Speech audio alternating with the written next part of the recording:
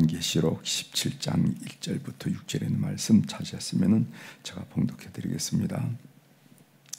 또 일곱 대접을 가진 일곱 천사 중 하나가 와서 내게 말하여 이르되 이르러 오라. 많은 물 위에 앉은 큰 음녀가 받을 심판을 내게 보이리라. 땅의 임금들도 그와 더불어 음행하였고 땅에 사는 자들도 그 음행의 포도주에 취하였다 하고 곧 성령으로 나를 데리고 광야로 가니라. 내가 보니 여자가 붉은 빛 짐승을 타는데 그 짐승의 몸에 하나님을 모독하는 이름들이 가득하고 일곱 머리와 열 뿔이 있으며 그 여자는 자줏빛과 붉은빛 옷을 입고 금과 보석과 진주로 꾸미고 손에 금잔을 가졌는데 가증한 물건과 그의 음행의 더러운 것들이 가득하더라. 그의 이마에 이름이 기록되었으니 비밀이라 큰 바벨론이라 땅의 음녀들과 가증한 것들의 엄이라 하였더라. 또 내가 보며 이 여자가 성도들의 피와 예수의 증인들의 피에 취한지라. 내가 그 여자를 보고 놀랍게 여기고 크게 놀랍게 여기니. 아멘. 6절까지 함께 읽었습니다.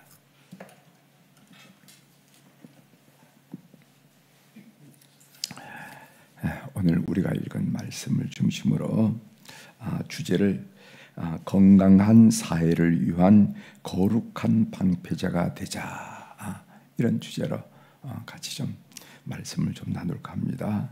거룩한 방패자가 되자. 건전한 가정, 건강한 사회를 위한 거룩한 방패가 되자. 아프레슬라라는 그런 단어가 있어요. 불란서 말이죠. 아프레슬라라는, 혹시 들어보신지 모르겠습니다. 프랑스 파리에 있는 한 수도원에 가면은 그 수도원 입구에 큰 돌비석이 있는데 그 돌비석에 아프레슬라, 아프레슬라, 아프레슬라 이 세 번 반복된 이 비문이 있다는 것입니다. 이 아프레슬라라는 말은 무슨 뜻인가 하면은 그 다음은 이란 뜻이라는 거죠. 그 다음은. 그런데 그 말에 유래가 있다는 겁니다. 어떤 유래가 있는가 하면은 고학을 하던 한 법대상이 마지막 한 학기를 남겨두고 도저히 마지막 학기 등록금을 준비할 수가 없어서 그는 고민 끝에 신부님을 찾아갔습니다. 신부님을 찾아가서 도움을 요청했는데 신부님은 마침 조금 전에 한 성도분이 좋은 일에 써달라고 돈을 놓고 갔는데 아마 이것은 자네를 위한 것인가 보네 하면서 돈을 세어보지도 않고 그 학생에게 넘겨주었습니다. 뜻밖의 도움을 받은 이 학생은 기쁜 마음으로 봉투를 받아들고 돌아서는데 신부님이 물어요. 돌아서는 학생을 세워놓고 물었습니다. 한 가지를 묻겠는데 자네는 그 돈을 가지고 어디에 쓰려고 그러느냐 그랬어요. 제가 말씀드린 대로 마지막 학기 등록금을 쓰려고 그럽니다. 그랬더니까 그 신부님이 그 다음엔 이렇게 묻더라는 거예요. 열심히 공부해서 졸업을 해야죠. 그런데 그 신부님이 그 다음엔 아프레슬라, 그 다음 또 묻더라는 겁니다. 법관이 돼서 저는 억울한 사람을 많이 도와줄 겁니다. 그래서 참 좋은 생각이구만 하면서 신부님이 그 다음엔 다시 한번 묻는 거예요. 그래서 이 청년은, 이 학생은 이 말이 예산말이 아니구나 한 생각을 하고 대답을 더 이상 못하고 조용히 있었다는 거지요. 신부는 빙그레 웃으면서 말했습니다. 그 다음은 내가 말하지. 그 다음은 자네도 죽어야 돼. 그리고 자네도 심판대 앞에 서야 된다는 거 기억하게나. 이렇게 신부님이 대답했습니다. 학생이 들어왔지만은 그 아프레슬라라는 이 말이 계속 머리에 맴돌았습니다. 결국 그 학생은 그 신부님에게 돈을 돌려주고 수도사가 되어서 보람 있는 삶을 살다가 돌아가셨는데 그 묘비에 한평생 자음으로 삼았던 한마디 아프레슬라라 하는 그 말을 그 묘비명으로 삼았다는 것입니다. 이것이 한 수도원으로 옮겨지면서 이렇게 아프레슬라, 아프레슬라, 아프레슬라 이렇게 세 마디로 그 수도원 비문에 적혀져 있다는 것이죠. 우리는 인생을 살아가면서 수많은 계획들을 세워봅니다. 어떤 사람은 돈을 많이 벌어서 행복하게 살아보겠다. 어떤 사람은 명예를 얻어서 인기를 얻어서 남들의 부러움을 독차지하겠다. 또 어떤 사람은 권력을 얻어서 다른 사람의 굴림 위에 살아보겠다. 그렇게 욕심을 가지고 산다는 거죠. 그런데 그 다음은 이 질문을 우리가 반드시 해야 된다는 것입니다. 지혜로운 사람은 내 삶이 언젠가는 끝난다는 사실을 알기 때문에 항상 삶의 오매무새를 감고 주의한다는 거죠.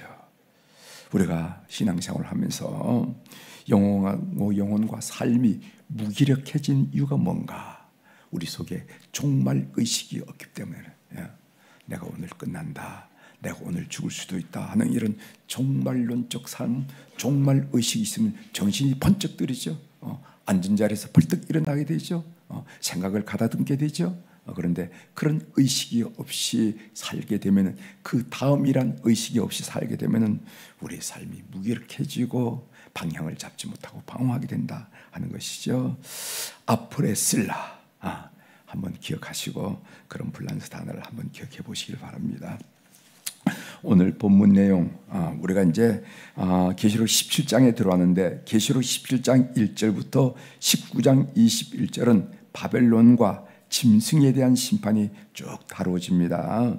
오늘 우리가 읽은 말씀 계시록 17장 1절부터 6절은 크게 두 부분으로 나눌 수가 있어요. 1절부터 3절 상반절에는 큰 음녀의 심판을 보기 위해서 성령 안에서 광야로 가는 광경이 나오고, 그 다음에 3절 하반절부터 6절까지는 큰 음녀와 그녀가 탄 짐승에 대한 이야기가 간단하게 나옵니다. 이제 본문을 좀 구체적으로 살펴보도록 하겠습니다. 1절 보겠습니다. 1절. 또 7 대접을 가진 7 천사 중 하나가 와서 내게 말하 이르되, 보라, 오라, 많은 물 위에 앉은 큰 음녀가 받을 심판을 내게 보이리라 하면서 초청하는 것을 보게 됩니다. 여기에 큰 음녀가 누군가? 5절에 보면, 5절 중반절에 보면 큰 바벨론이라 하고, 큰 음녀는 바벨론을 말하고 그 당시 로마를 가리키죠. 로마를 상징하는 언어를 큰 음녀라 이렇게 표현했다고 보면 됩니다. 그런데 그 음녀가 많은 물 위에 앉았다 이렇게 표현하고 있습니다. 많은 물 위에 앉았다. 도대체 많은 물이 뭔가? 그것은 백성과 무리와 열국과 방언들을 말하는데, 그 15절에 우리가 읽지는 않았지만 여러분 15절에 보면 이런 말씀이 있습니다. 또 천사가 내게 말하되, 내가 본 바 음녀가 앉아있는 물은 있어요. 음녀가 앉아있는 물이 도대체 어디냐? 음녀가 앉아있는 물은 백성과 무리와 열국과 방언들이라. 온 열방 위에 이 음녀가 앉아있다 이런 말이죠. 이 말은 무슨 말이냐 하면은 음녀가 만국을 컨트롤 통제한다 하는 의미. 음녀가 세상 위에 걸터 앉아서 세상을 지배하고 세상에 악한 영향력을 미치는 이런 것을 의미한다고 볼 수가 있을 것입니다. 2절 보겠습니다. 2절. 땅의 임금들도 그와 더불어 음행하였고 땅에 사는 자들도 그 음행의 포도주에 취하였다 하고, 이 말씀처럼 이 땅의 임금들, 세상을 지배하는 세력들, 그 안에는 폭력, 선정, 쾌락이 있어서 그것으로 사람들의 정신을 지배하고 있다 하는 것을 우리가 알게 됩니다. 여기 음행이란 단어가 나오는데, 이 음행이란 말은 영적인 간음으로서 우상 숭배와 더불어 실제 간음 행위를 포함하는 그런 말이라 이렇게 볼 수가 있습니다. 3절 보겠습니다. 곧 성령으로 나를 데리고 광야로 가니라. 내가 보니 여자가 붉은 빛 짐승을 탔는데 그 짐승의 몸에 하나님의 모독하는 이름들이 가득하고 7 머리와 10 뿔이 있으며, 여기 보면 그 짐승의 몸에 하나님을 모독하는 이름들이 가득하고 7 머리와 10 뿔이 있으며, 이것은 계시록 13장 1절에 보면 바다에서 올라오는 짐승의 모습과 유사합니다. 그 바다에서 올라온 짐승 여성의 모습이었다면 7머리와 10뿔을 가졌더라 한 얘기를 우리가 볼 수 있는데, 여자는 동일하게 로마를 말하지요. 4절 보겠습니다. 그 여자는 자줏빛과 붉은빛 옷을 입고 금과 보석과 진주로 꾸미고 손에 금잔을 가졌는데 가증한 물건과 그의 음행에 더러운 것들이 가득하더라. 여기에 자줏빛과 붉은빛 옷을 입고, 이것은 뭐냐면 음녀의 부를 상징합니다. 옛날에 부자들은 자줏빛과 붉은 옷을 입고 다녔습니다. 음녀의 부를 상징한다는 거죠. 그래서 이 음녀가 부와 권력과 그리고 쾌락 등의 화려함을 가지고 있기 때문에 보통 사람들이 거절하기 어렵다는 거예요. 거절. 부가 이 음녀가 부를 가지고 있고, 음녀가 권력을 가지고 있고, 음녀가 쾌락을 가지고 있기 때문에 이걸 거절하기 어렵다는 겁니다. 그러므로 우리가 오늘 이제 로마의 핍박을, 교회가 로마의 핍박을 많이 받는다는 얘기를 계속하고 있는데, 핍박만이 교회를 무너뜨리는 것이 아니고 부, 권력, 인기 등도 교회를 무너뜨릴 수 있다 하는 것을 우리가 반드시 알 필요가 있습니다. 교회가 핍박받아서 무너지는 게 아닙니다. 교회가 핍박만 받아서 교회 역할을 못하는 것이 아니라 바로 부와 권력과 인기에 몰입하기 시작하게 되면 교회는 역할을 못하고 무너질 수밖에 없다 하는 것을 알 수가 있습니다. 여기에 가증한 물건이라 하는 것은 우상 또는 우상에게 바친 재물을 말하고, 음행에 더러운 것들이라는 것은 가는과 같은 음란한 행위를 말한다고 볼 수가 있습니다. 5절 보세요. 그의 이마에 이름이 기록되었으니 비밀이라 큰 바벨론이라 땅의 음녀들과 가증한 것들의 어미라 하였더라. 이렇게 했어요. 큰 바벨론이라. 큰 바벨론 로마를 상징하죠. 즉 로마가 만국을 유혹하여 성적 타락과 우상 숭배의 주에 빠뜨린 그런 주동자, 그런 영향력을 미치는 그런 나라라 하는 것을 볼 수가 있습니다.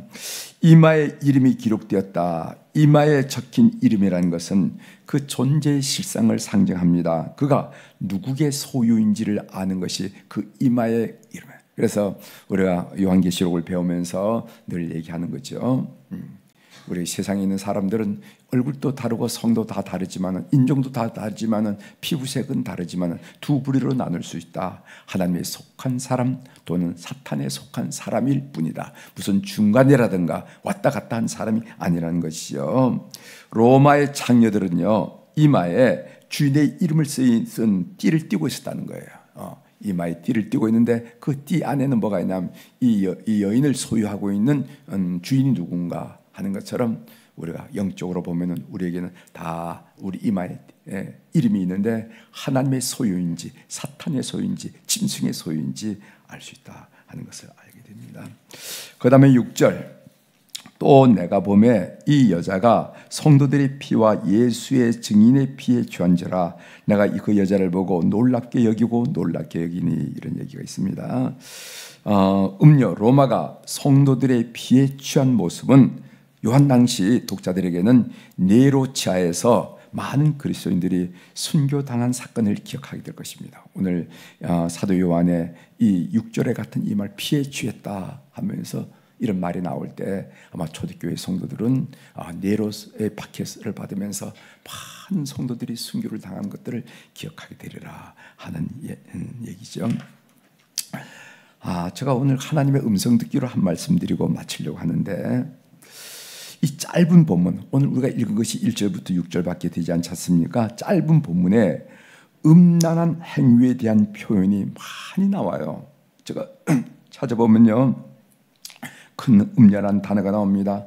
음행하였고, 음행의 포도주, 음행의 도롱고, 땅의 음녀들, 이런 표현들은요, 제가 말씀을 드렸지만 영적인 간음인 우상 숭배와 더불어 실제적인 간음 행위를 말하고 있음을 우리는 알게 됩니다.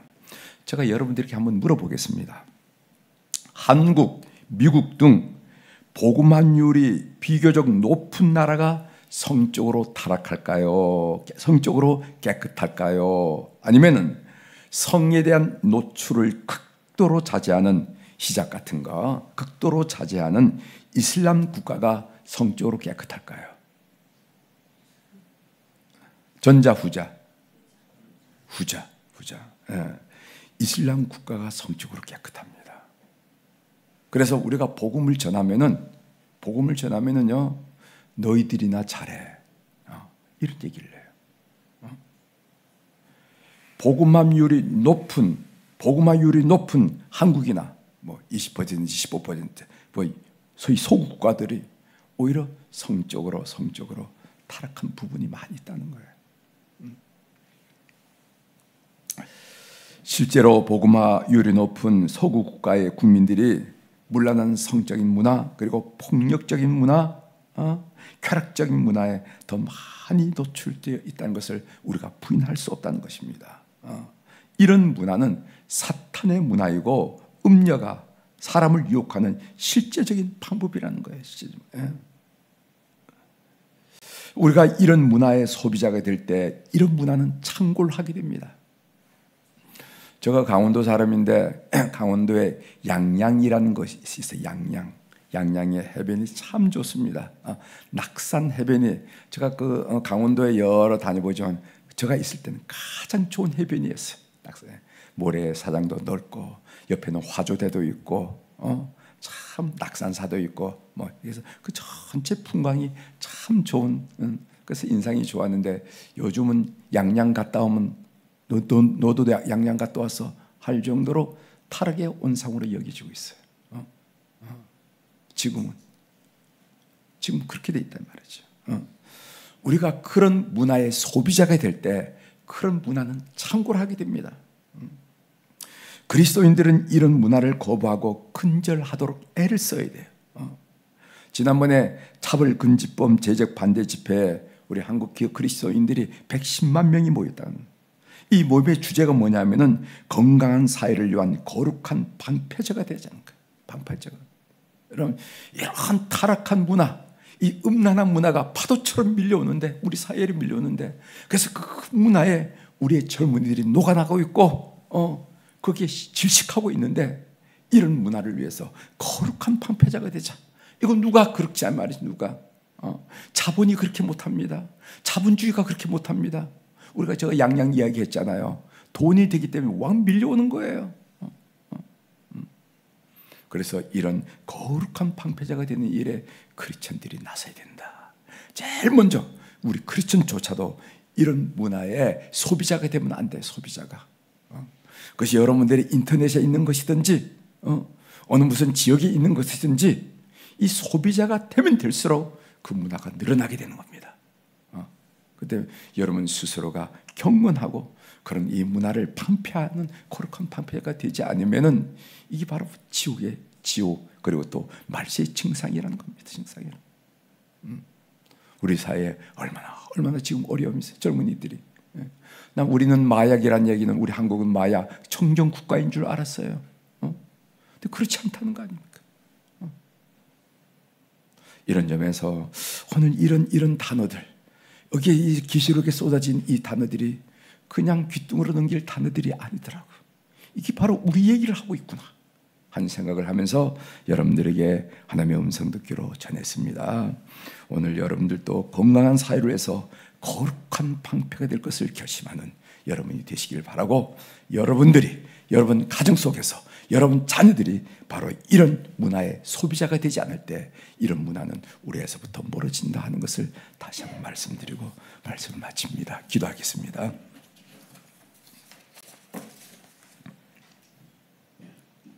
하나님 아버지, 오늘 계시록 17장 1절부터 6절 짧은 구절을 우리가 읽었는데 거기에 웬 음란이라는 단어가 그렇게 많이 쏟아지는지 하나님 이런 것을 보면서 이 이야기가 우리와 또 우리 문화와 우리 사회와 상관이 없는 단어인지 상관이 있는 단어인지 묵상을 했습니다. 하나님 아버지, 우리 모든 교우들이 하나님 이런 문화의 소비자가 되지 않도록 도와주시고 또 이런 문화를 방어하는 거룩한 방패제 역할을 잘 감당하는 우리 교우들이 다 될 수 있도록 도와주옵소서. 우리 스스로 거룩한 방패제가 돼서 가정에 이런 문화 그리고 또 우리 사이에 이런 문화의 그런 어떤 거대한 이 파도를 잘 막아내는 그런 우리 성도들이 다 될 수 있도록 은혜를 베풀어 주옵소서. 하나님, 오늘 또 우리 사랑 교우들이 주님 앞에 귀한 1000번제를 위하여 감상음을 주님 전에 올려드릴 수 있도록 도와주시오니 감사합니다. 주님 다 아실 줄 믿습니다. 이 헌금에 깃든 사연들, 기도의 제목들, 주님을 사랑하는 마음들, 주님께 삶을 의탁하는 그 마음들 다 아신 줄 믿사오니 이 헌금과 더불어 그들의 마음을 통촉하시고 연락하여 주셔서 삶을 사는데 이 험악한 세상에서 홀로 과처럼 사는 것이 아니라 늘 하나님의 인도와 간섭과 권면과 위로와 격려와 소망과 능력 가운데 사는 것을 우리 스스로도 발견하고 체험하고 모든 주변 사람들이 보며 간증하며 영광을 아버지 앞에 올려드리는 물질이 될 수 있도록 은총을 베풀어 주옵소서. 하나님 아버지, 오늘 월요일날 우리 모든 교우들, 특별히 환우들을 위해서 기도하게 하시오니 감사를 드립니다. 병원에서 있는 교우들, 또 통원하면서 치료받고 있는 교우들, 하나님 회복하려고 하는 교우들, 영혼과 심령과 육신의 나약함 때문에 호소하는 교우들이 있음을 주님께서 아신 줄 믿습니다. 특별히 육신의 질병으로 함께 기도한 우리 교우들을 주님께서 살펴주시옵소서. 하나님, 시편 139편 13절에 의하면 하나님께서 내 내장을 조성하셨다, 만드셨다라고 말씀하셨사오니, 만든 사람이 어디가 잘못된지, 뭐가 문제인지, 뭐가 고장이 난지, 뭐가 병든지 제일 잘 알지 않겠습니까? 주님, 그 지혜로, 그 능력으로, 그 사랑으로 우리 온 교우들 육신을 안수하시고 안찰하여 주셔서 회복의 놀란 교우들이 심령마다, 가정마다 일어날 수 있도록 은혜를 베풀어 주시옵소서. 우리 주님께서 세상에 계실 때 안전뱅이를 일으키시고 눈먼 자를 보게 하시고 규모교를 듣게 하시고 그리고 문둥병자를 깨끗게 하신 그 놀라운 솜씨, 우리도 오늘 기대하고 있사오니 역사하여 주셔서 온 교우들이 한면 놀란 은혜를 경험하면서 살아계심을 체험하는 그런 교우들이 다 될 수 있도록 은총을 베풀어 주옵소서. 오늘 또 하늘의 주권과 땅의 주권을 가진 권세 있는 우리 주님의 이름으로 이 새벽에 선포합니다. 내 영혼이 잘된 같이 범사가 잘되고 강건한 축복을 우리 모든 교우들이 하루를 살아가면서 누리게 도와주시옵소서. 이 하루하루가 한 달이 되고 1년이 되고 생애가 될 수 있도록 축복하여 주시옵소서. 감사드리며 예수님의 이름으로 기도 올려옵나이다. 아멘. 하늘에 계신 우리 아버지여, 이름이 거룩히 여김을 받으시오며 나라가 임하시오며 뜻이 하늘에서 이루어진 것 같이 땅에서도 이루어지이다. 오늘 우리에게 일용할 양식을 주시옵고 우리가 우리에게 죄 지은 자를 사하여 준 것 같이 우리 죄를 사하여 주시옵고 우리를 시험에 들게 하지 마시옵고 다만 악에서 구하시옵소서. 나라와 권세와 영광이 아버지께 영원히 있사옵나이다. 아멘.